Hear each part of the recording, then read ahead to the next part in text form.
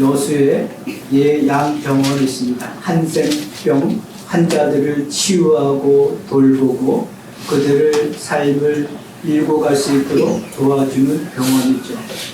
이 여수의 예양병원에 1951년도에 토플이라는 선교사님이 한국 이름은 도성입니다. 그분이 예양병원의 원장이 필요하다는 소식을 의과대학 졸업반 때 그 소식을 듣게 됩니다.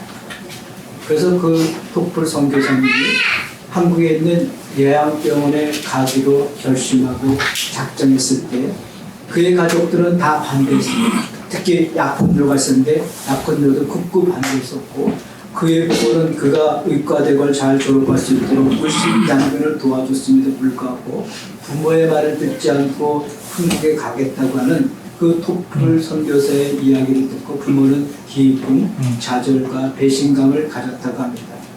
그럼에도 불구하고 그 토플 선교사님은 한국에 오기로 결심한 대로 그는 한국에 오게 됩니다. 그가 1959년 1월 달에 한국에 와서 1981년 10월 달에 못 22년 사역을 마치고 돌아갈 때는 예양병원에 있던 직원들과 환자들이 다 엎드려서 그에게 배웅을 하며 울었다는 일화가 있습니다. 여러분 그 토플 선교사님이 그 약혼을 앞두고 결혼을 앞두고 그리고 가족들은 그 자신의 아들이 자녀가 의과대학을 잘 졸업해서 미국에서 의사 생활을 잘하는 것이 행복이라고 생각했는데 토플 선교사님은 한참 더 높은 생명의 삶이 있기 때문에 자신은 한국에 가서 그 한센병 환자를 돌보는 이 일을 하겠다고 그는 결심한 대로 그는 오게 되는데 그로 인하여 그 토플 선교사와 그의 가족들은 결별하게 됩니다. 물론 약혼녀와도 결별하게 되죠. 그 토플의 조용한 가정, 안정된 가정, 미래의 꿈이 있는 가정이 갑자기 토플 선교사가 한국으로 선교를 가겠다는 그것 때문에 불화가 생기고 갈등이 생겼습니다. 토플이 져야 될 십자가는 안정된 삶과 약혼자와 부모와 가정과 그 결별하는 일이 그의 십자가였습니다. 즉 가족 관계를 떠나가는 일이 십자가였습니다. 우리나라에서도 훌륭하게 목회하시는 목사님의 자제분이 있었는데 그 자제분이 위험한 선교지를 떠나겠다니까 그 목사님이 굳고 말리는 거예요. 왜 하필 네가 가냐. 아니 목사가 얼마나 목회를 잘하셨으면 그의 자녀가 선교사 가게까지 자청했는데 아버지는 걸쳐가 말리는데 그럼에도 불구하고 그 자녀는 선교사를 떠났어요. 아버지의 설교가 얼마나 은혜로웠습니까? 아버지가 얼마나 목회를 잘했습니까? 근데 아버지는 말리는 거죠. 그의 자녀가 선교사를 떠날 때 그 자녀는 자기 십자가를 지고 떠나는 겁니다. 토플 선교사가 우리나라에 왔을 때 토플 선교사님은 자기 십자가를 지고 자기 십자가는 가족과의 결별이고 약혼녀의 결별이었습니다. 현대사에서 우리가 져야 될 십자가는 우리가 예수님처럼 만인을 위한 속죄 십자가가 아닙니다. 더군다나 선교사가 되는 것도 아니고 또 우리가 순교자가 되는 것도 아니고 또 우리가 중세시대처럼 수도사에 들어가는 것도 자기 십자가 아닙니다. 여러분 반드시 기억하십시오. 우리가 하나님의 나라를 위해서 우리가 나아갈 때 복음을 위해서 나아갈 때는 우리 앞에 분명히 자기 십자가가 있다는 것을 믿으시기 바랍니다. 여러분 지금 어떤 십자가를 지고 있습니까? 여러분 십자가에 갈 때 사람들은 자녀의 속속임, 가정 경제 불화, 경제 지표의 낮아짐, 사회적에서 따돌림, 직장에서의 소외감 이런 것들을 십자가로 생각하는데 여러분 이런 것들은 엄밀히 따지면 자기 십자가 아닙니다. 자기 십자가는 내가 복음을 위하여, 내가 하나님 나라를 위하여, 내가 주님을 위해 살 때 반드시 거기는 십자가가 있습니다. 여러분들 마찬가지예요. 교회를 섬기기 위해서는 십자가가 있는 거예요. 십자가 없는 하나님의 영광은 없습니다. 십자가가 있는 거죠. 저는 독일에 여행을 가보지 못했지만 독일에는 고백교회라는 교회가 있습니다. 그것은 나치 히틀러 시대 때 정말 하나님 말씀에 입각해서 복음을 들고 말씀을 지키려고 순수한 신앙으로 지켰던 그 믿음의 목사와 성도들이 모여진 그 교회가 고백교회입니다. 그 고백교회 앞에 가게 되면요, 구조물이 있는데 많은 사람들은 구조물이 어떻게 되어 있냐면 하이틀러로 다 합니다. 근데 4명인가 5명의 사람들은 성경책을 보고 있습니다. 근데 히틀러 시대에 히틀러는 목사들이 자기 히틀러의 통치에 동조하지 않으면 생활비를 보내주지 않았습니다. 자기 통치에 동조하는 사람들만이 생활비를 보내주었어요. 그래서 많은 목사들은 거기에 다 동조했습니다. 그러나 보네포 목사님이라든지 그 외에 믿음 있는 목사님들 끝까지 가난해도 어려워도 사회적 박해를 받아도 그들은 신앙을 고백하면서 믿음을 지켰습니다. 그래서 고백교회가 있는 거예요. 그들은 무엇보다도 지금이야말로 우리의 주님이 히틀러인지 우리의 주님이 우리 예수 그리스도인지 십자가를 달리신 예수 그리스도인지 고백할 때다. 그래서 고백교회가 생긴 거예요. 잠시 한번 우리 구절을 한번 보겠습니다.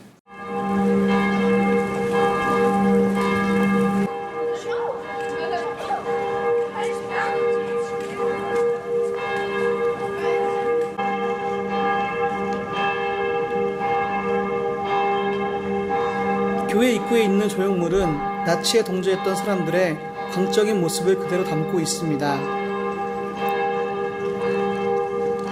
반면 그 반대쪽에는 종교적 신념에 따라 히틀러를 반대하고 자신의 신앙을 지켰던 사람들의 모습 또한 볼 수 있었습니다. 여러분, 많은 사람들이 히틀러 하면서 생활비를 받고 다스리를 받지만 그러나 생활비가 큰 게 없다. 그래도 우리 주님이 히틀러인지 십자가 달리신 예수인지를 이때야말로 우리가 고백할 시간이다. 오직 예수 그리스도만이 우리의 주님이시다. 아멘. 아멘. 그들은 그래서 성경책을 보고 교회를 지키고 신앙을 지켰습니다. 소수가 지금도 마찬가지예요. 똑같아요. 오직 소수만이 자기 십자가를 지는 거예요. 오늘 제목이 자기를 부인하고 자기 십자가를 지고 있습니다. 여러분들이 지금 십자가를 지고 있죠? 내가 내 십자가를 지고 있다는 것은 내가 하나님 나라의 자녀로서 하나님의 나라를 위해서 모험하고 있다는 표식이 되는 겁니다. 그러한 것에 우리는 세상이 주지 못하는 기쁨을 누릴 수가 있고 하늘문이 열리게 되는 겁니다. 그런데 지금 우리나라 현대 사회는요, 소비사회고 욕망이 평준화된 사회에 살고 있습니다. 우리 그리스도인들이 직면한 문제는 내가 피땀 흘려 일궈오는 것을 애착을 갖고 있고 집착을 갖고 있고 강한 집착이 있습니다. 그런 집착에 묶여있는 사람들은 하나님이 부르실 때 결단하고 떠나기가 어렵습니다. 예수님께서 말씀하셨습니다. 너희 가운데 누구라도 자기 소유를 다 버리지 않으면 내 제자가 될 수 없다. 하나님의 뜻대로 하나님 나라를 위해서 모험하는 사람들은요, 정말 배타적입니다. 때로는 독불 선교사처럼, 우리 한국 이름은 도성들처럼 그 가족 관계도 결별되어지고, 그리고 혈연 관계도 결별되어지기도 합니다. 소유와도 결별되기도 합니다. 여러분, 돈이 좋죠? 네. 마치 안 좋은 것 같은데. 도스토옙스키는요, 돈은 주조된 자유라고 그랬습니다. 만들어진 자유. 알더 베냐민은 돈은 유사 전능성이라고 했어요. 돈이 있으면 뭐든지 다 할 수 있다. 그러나 돈 따라가고 소유 따라가게 되면요, 사람이 무정한 사람이 됩니다. 디모데후서에 보게 되면 말세에 사람은 무정하며 싸납다고 그랬어요. 다 말세에 징표라는 거죠. 그런 분들은 자기 십자가를 지키기가 어렵습니다. 여러분, 우리는 예수 그리스도 안에서 우리가 닮아가야 될 원형은 바로 예수 그리스도를 믿으시기 바랍니다. 네. 근데 예수 그리스도를 닮아가려면 우리도 우리의 십자가를 지고 자기를 부인하며 나아가야 됩니다. 주님 따르기를 거부한다는 삶이라는 것은요, 나의 원형인 예수 그리스도를 닮아간다는 것을 포기하는 것이 됩니다. 예수님 시대의 십자가는 매우 수치스러운 것이에요. 매우 치욕스러운 것이었고, 왜? 끔찍한 범죄와 극악한 죄를 정한 사람들만이 십자가에 처형을 당하기 때문에 십자가의 죽음은 가문의 부끄러우며 수치였습니다. 근데 우리는 십자가를 사랑하고 십자가를 자랑합니다. 왜 그랬죠? 그 십자가에서 예수님께서 죽으시고 다시 부활하셨기 때문에, 그 십자가에서 하나님은 자신의 의를 완성하셨기 때문에, 그 십자가에서 하나님은 자기의 공의를 높이 세웠기 때문에, 여러분, 하나님이 우리의 죄를 그냥 눈 감아준 게 아니에요. 우리의 모든 죄를 예수님께 철저하게 다 부으셨어요. 아낌없이 우리를 살리시기 위해서 예수님께 모든 죄악을 틀을 다 예수님께 다 부으셨어요. 예수님은 온 인류의 죄를 다 끌어안고 십자가에 죽으셨어요. 그리고 그 고통이 얼마나 크겠어요. 여러분, 한 자녀의 고통도 부모가 힘든데, 10자녀의 욥의 10자녀의 고통도 심한데, 만유의 자녀의 고통을 끌어안고 죽는다는 게 이게 얼마나 힘들겠습니까? 그러니까 아버지요 왜 나를 버리시나이까? 그렇게 예수님은 하나님께 처절한 몸부림으로 기도하지 않으셨습니까? 근데 십자가에서 예수님이 죽으신 것만은 끝났다면 우리도 십자가를 볼 때 슬픔이요, 저주요, 그리고 부끄러움이지만 예수님이 십자가에서 부활하셨기 때문에 우리는 십자가를 통해서 다시 한번 생각하는 것이, 십자가는 우리를 위해서 새롭게 산 길이 열려진 것이기 때문에 우리 십자가를 부끄럽게 생각하지 않고 자랑으로 생각하는 겁니다. 아멘. 오늘은 예수님이 십자가 지시기 전 어떠한 방해와 사건이 있는가를 살펴보면서 십자가의 상징을 다시 한번 깊이 깨닫고자 합니다. 베드로는 예수님께서 이 땅에 오셨을 때 예수님 바로 메시아하면서 이 백성을 구원하실 자이시기 때문에 예수님의 신변에 어떠한 일도 생겨서는 안 된다고 말했습니다. 그런데 예수님은 자신은 반드시 예루살렘에 올라가야 하며 장로들과 대제사장들과 율법학자들에게 많은 고난을 받고 죽임을 당해야 한다고 말씀하셨을 때 베드로는 깜짝 놀라면서, 주님, 그러시면 안 됩니다. 주님의 신변에는 절대 그런 일이 있어서는 안 됩니다. 항변하셨습니다. 그런데 예수님은 하나님의 뜻을 이루기 있는데 방해가 되는 베드로에게 사단이라고까지 말씀하셨습니다. 예수님은 하나님의 뜻을 성취하시기 위해서 이 세상에 오셨습니다. 하나님의 뜻을 이루시기 위해서는 자신을 부인하지 않고는 이룰 수가 없는 것이었습니다. 예수님께서 공생에 시작할 때 40일 동안 광야에서 금식기도 하실 때 사단이 와서 시험했습니다. 3가지 시험을 했습니다. 그것은 세상의 성공에 대한 시험이었습니다.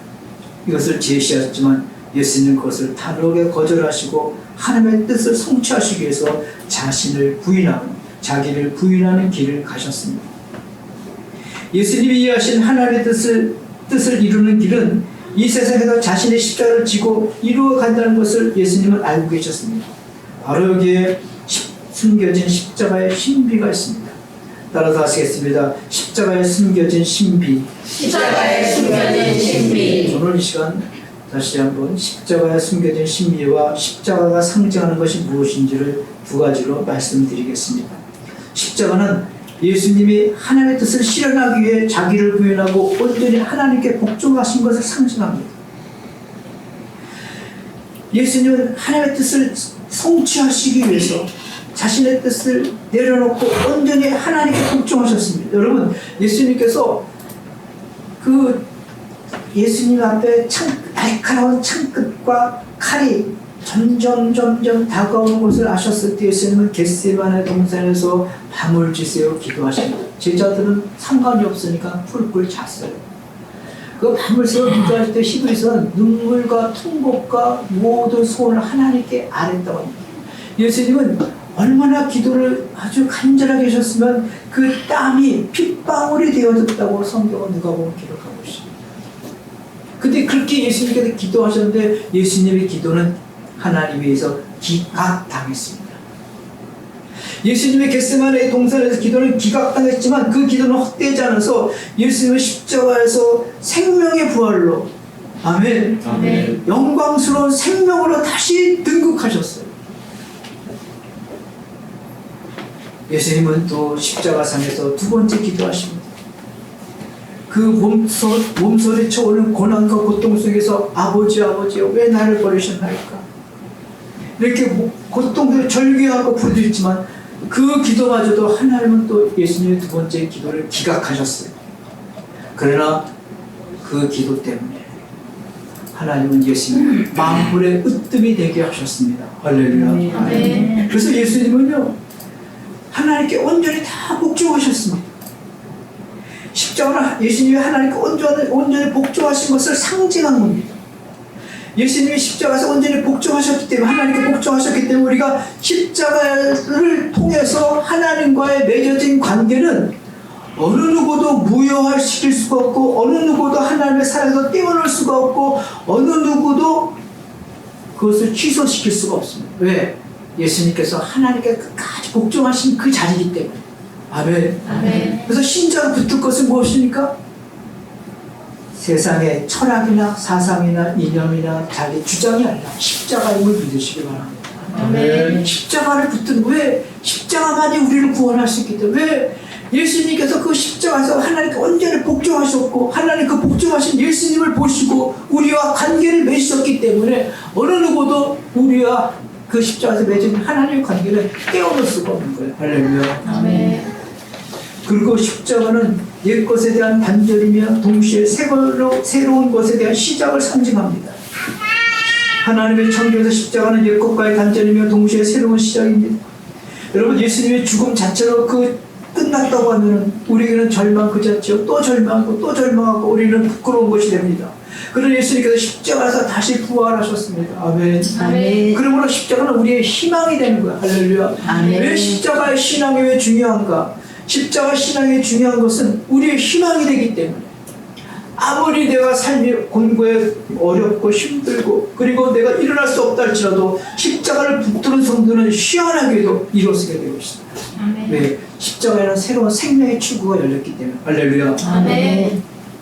십자가 내가 좀 볼 때 나의 맘에 큰 고통 사라져 오늘 믿고서 내 밝았네 참 내 기쁨 영원하도다.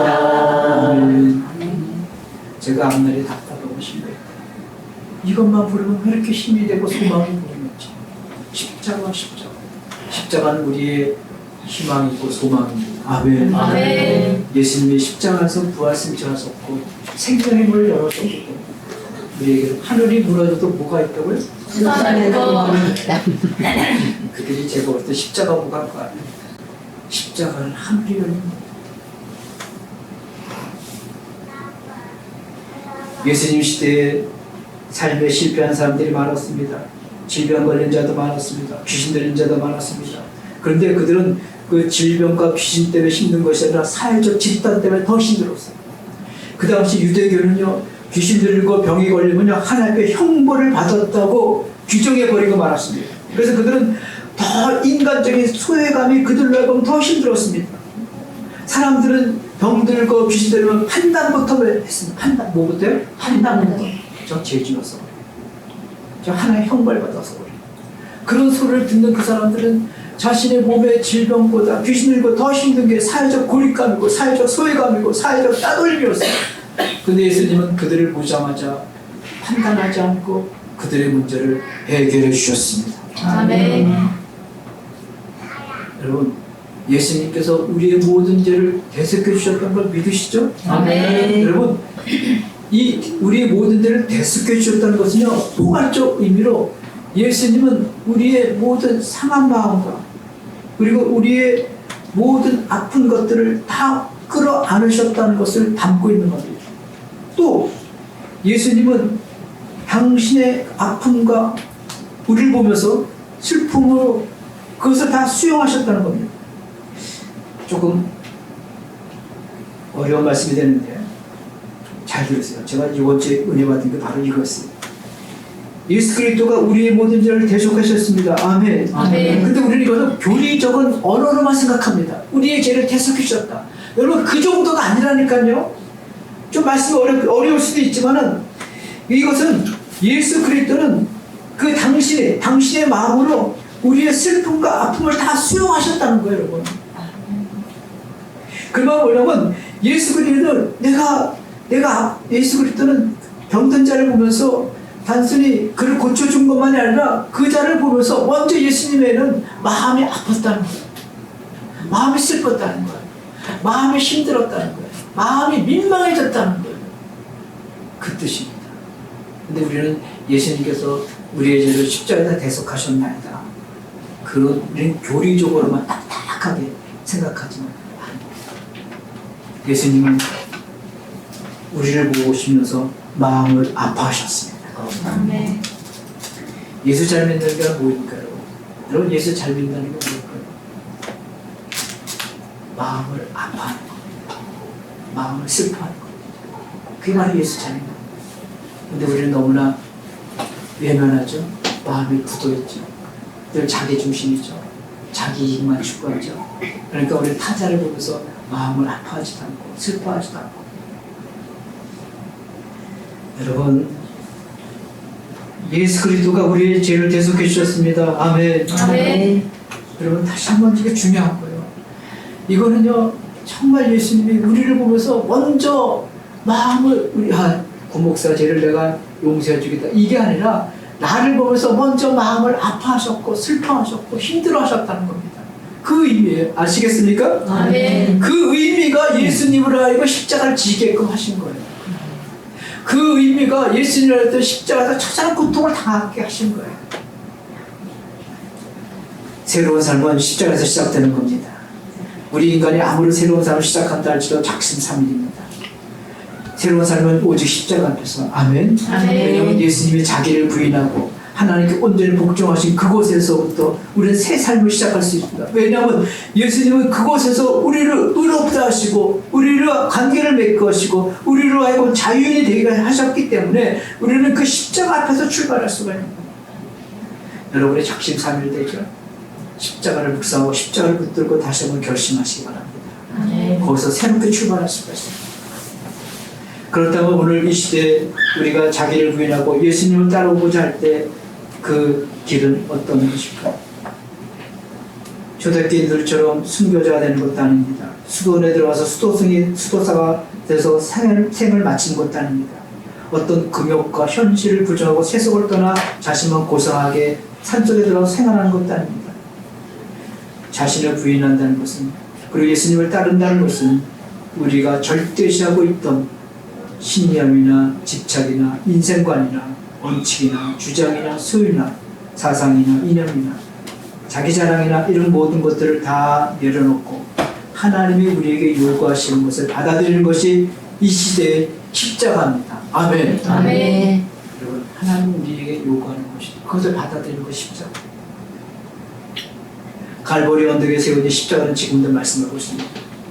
예수님이 하나님께 온전히 복종하신 곳으로 하나님은 그곳에서 우리를 용서하시고 의롭다 하시고 사랑의 관계를 굳게 맺으시고 십자가를 통해서 하나님에서 맺어진 관계는 어느 누구도 무효화시킬 수 없다고 십자가는 지금도 말을 하고 있습니다. 십자가는 옛것과의 단절인 동시에 새로운 삶의 출발이기도 합니다. 우리나라에서 저희 교회가 몇 년 동안 수년 동안 전국 교도소를 다 다니고 복음을 전했잖아요. 네. 십자가는 새로운 출발을 할 수 있는 곳입니다. 아멘. 아멘. 십자가는 인간의 공로, 인간의 선함, 인간의 모든 행위가 무력화되고 오직 하나님의 능력과 지혜로 새로운 출구가 열리게 되는 곳으로 그곳에서 시작하는 사람들은 하나님을 위해서 새 삶을 살아가게 되는 것입니다. 이런 말씀 마치도록 하겠습니다. 이 세상에서 예수 그리스도를 믿는 사람들의 생애 진정한 목적과 의미는 하나님의 나라에 있고 복음 전파에 있습니다. 아멘. 아멘. 여러분 우리가 하나님 나라에 있고 복음 전파할 때 우리에게는 분명히 자기를 부인하고 자기 십자가가 있는 거예요. 우리가 자기를 부인하고 자기 십자가를 지는 순간부터 우리는 어둠에서 빛으로 할렐루야 자기 중심에서 하나님 중심으로 아멘 순간에서 영원한 세계로 우리는 발걸음을 도약하고 있다는 것을 믿으시기 바랍니다. 아멘. 여러분 오늘 주일날 이런 은혜가 있는 저와 여러분 되어지기를 주님으로 축복합니다. 아멘. 하나님 아버지 감사합니다.